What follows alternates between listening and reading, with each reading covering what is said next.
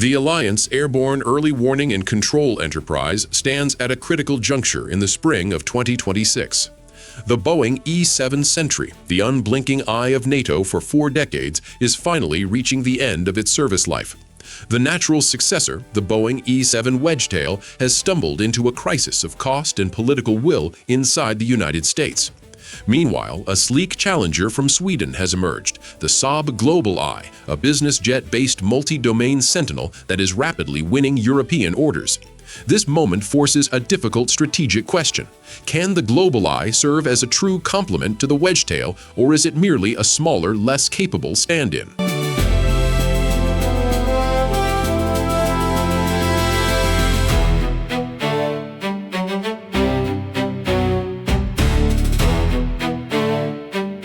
The Wedgetail and the GlobalEye represent 2 entirely different design philosophies, even though both perform the Airborne Early Warning mission.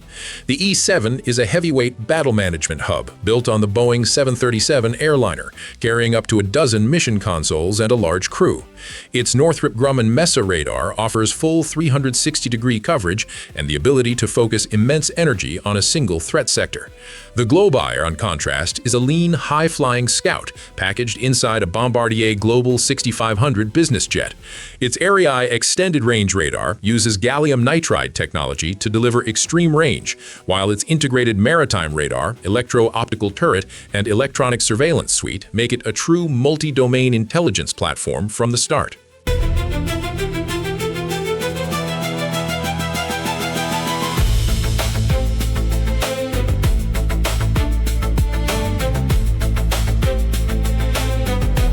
One of the most decisive technical differences is service ceiling.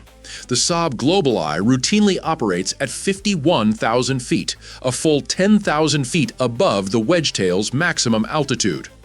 That extra thin air translates into a radar horizon that stretches roughly 15% further, which is critical for detecting sea-skimming cruise missiles or low-flying stealth aircraft. Moreover, the GlobalEye carries the Leonardo Seaspray 7500E maritime surveillance radar, giving it an organic ability to track small boats, periscopes, and ground vehicles that the Wedgetail simply does not possess. This is not a duplication of effort. It is a filling of a glaring Allied capability gap in maritime and ground surveillance.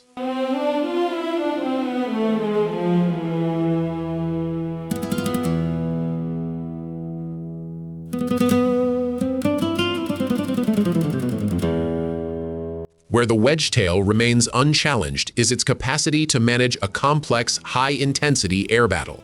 Its 10 to 12 operator consoles, combined with a crew that can exceed 20 airmen, allow it to serve as an airborne command post, coordinating hundreds of friendly fighters, bombers, and naval assets.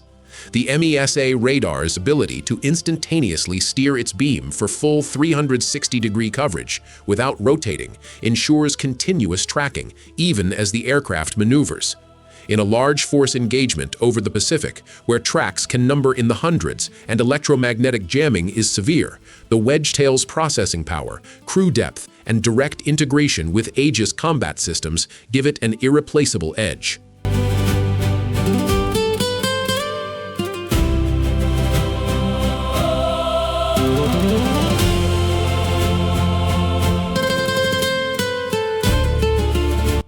The operational sweet spot for a mixed fleet becomes clear when missions are divided by their primary demands. GlobalEye naturally gravitates toward roles that need extreme persistence at high altitude, dedicated maritime or ground surveillance, and forward picket operations in contested areas where you would rather not risk a $700 million Wedgetail. The E-7, on the other hand, should be held in reserve for the main effort, escorting a carrier strike group, managing a deep strike package, or overseeing the high-threat axis where its C2 bandwidth is essential. In essence, the GlobalEye acts as the Alliance's eyes on the periphery, while the E-7 serves as its central brain.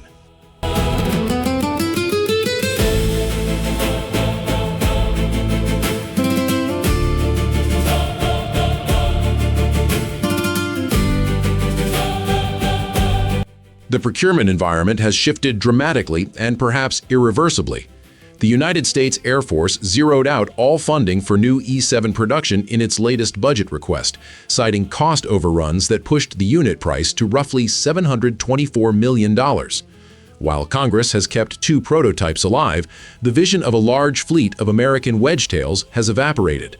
Almost simultaneously, NATO's Support and Procurement Agency reportedly selected Saab GlobalEye to replace the aging E-3A fleet, with an expected order of 10 to 12 aircraft. Although Saab itself confirms no contract is yet signed, France has already ordered 2 aircraft with options for more, and Sweden, Canada, Poland, and Germany all circle with strong interest, marking a historic pivot away from 4 decades of American AEW&C dominance.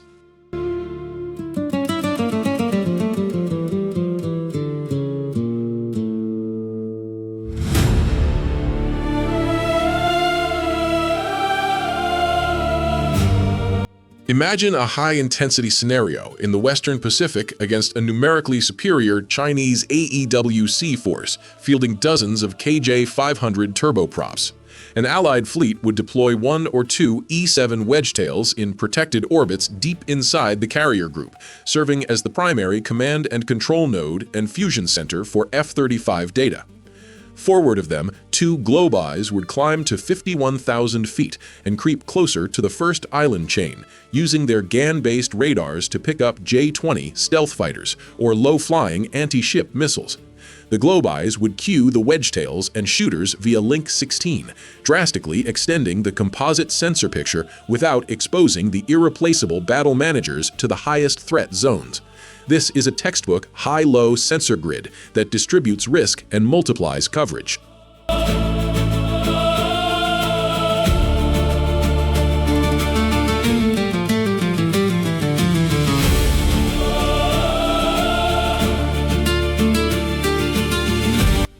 A mixed fleet is not without friction. The Wedgetail is natively designed to work within US-centric battle networks, including the low probability of intercept MADL data link used by the F-35. The GlobalEye is fully Link 16 compliant, but its integration with MADL is less mature, raising the risk of a fragmented picture in a dense stealth fight. Saab has partnered with AI firms to develop advanced fusion algorithms and is exploring translation gateways that could bridge the 2 worlds. The lesson is clear. Interoperability cannot be assumed. It must be deliberately engineered and tested through frequent joint exercises. If the data pipes are not seamlessly connected, the 2 fleets will fight as separate tribes rather than a single networked force.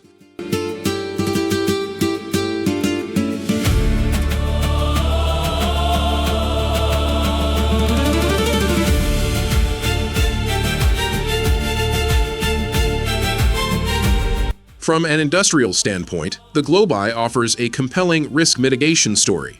Its Bombardier airframe and European sensor suite create a supply chain that is less dependent on an increasingly fragile American defense industrial base. Saab's Linköping facility has already delivered on time to the United Arab Emirates and Sweden, demonstrating a steady production cadence that Boeing's troubled 737 conversion line currently cannot match.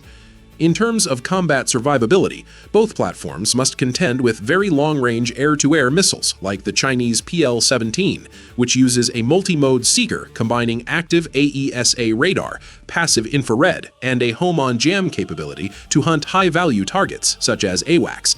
The GlobalEye's higher altitude and smaller radar cross-section offer marginal but meaningful improvements against such threats, and its lower unit cost makes it easier for a theater commander to accept calculated risk in forward orbits.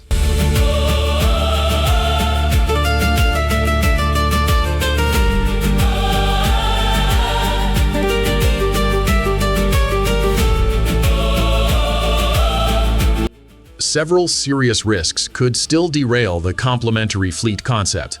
First, the data link integration problem could prove stubborn, leaving an interoperable fog of war rather than a clear common picture. Second, the United States may never adopt the GlobalEye for its own forces, meaning complementarity would exist only at the Allied level and not within the USAF itself.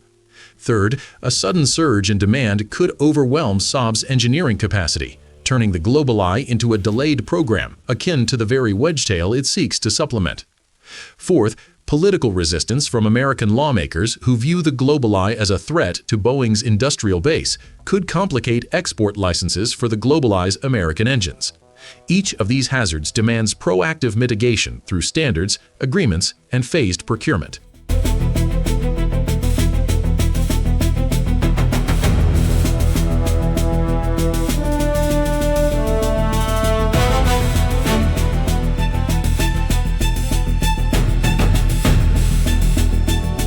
After weighing the technical specifications, operational art, political momentum, and industrial realities, the verdict is clear.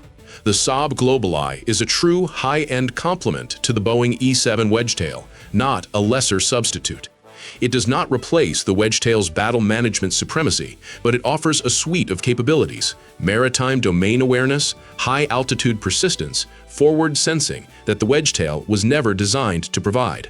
The optimal allied AEW&C architecture is a core and wedge structure, a small, exquisite fleet of Wedgetails as command hubs, enveloped by a larger, more numerous force of GlobalEye's as distributed sensor nodes. This is not a cost-saving compromise, it is a deliberate force design choice that aligns platform strengths with mission demands in the most contested airspaces on Earth.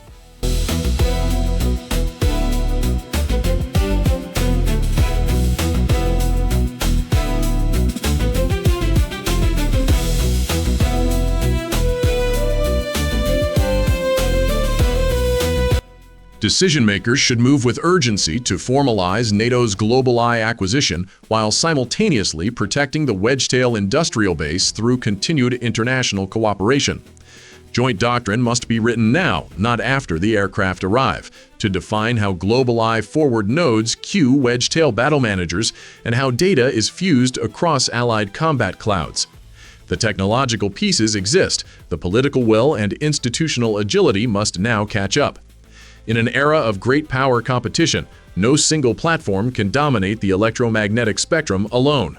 The alliance that fights as one networked organism with multiple complementary eyes in the sky will be the one that sees first, decides first, and acts first.